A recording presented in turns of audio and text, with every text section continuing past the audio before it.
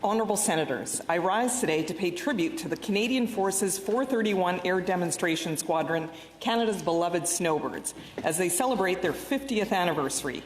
The iconic Snowbirds are at the very heart of our proud Canadian military tradition. They hail from CFB 15 Wing in Moose Jaw, Saskatchewan, a city very near and dear to my heart and home. My late husband, former MP Dave Batters, was a huge fan of the Snowbirds.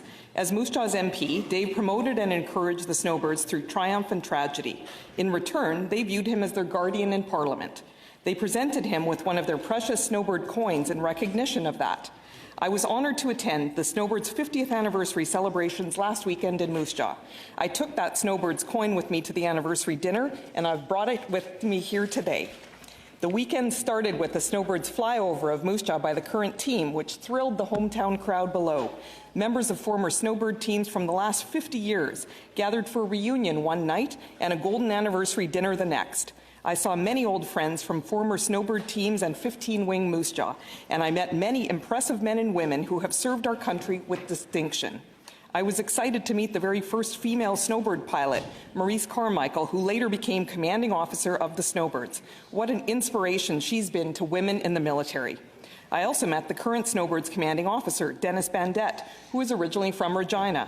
He joked that he joined the military to see the world and ended up spending most of his military career just down the highway in Moose Jaw.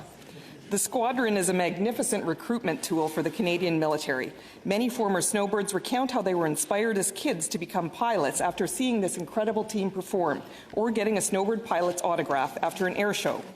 The Snowbirds are inspiring because they are a little bit of magic. They make the impossible possible. Honourable Senators, I hope you've all had the chance to experience the awe of the coloured smoke and the roaring engines as the Snowbirds fly in formation over Parliament Hill on Canada Day or at your local air show. It's a mighty rumble that makes your heart and imagination soar. Early in the pandemic, the Snowbirds flew across Canada in Operation Inspiration, a tour to raise Canadian spirits during a time of uncertainty and isolation. When they flew over my home in Regina, I was on my back deck. I threw up my arms and yelled, "Yay, Snowbirds!" It's impossible not to respond with childlike delight where the Snowbirds are involved.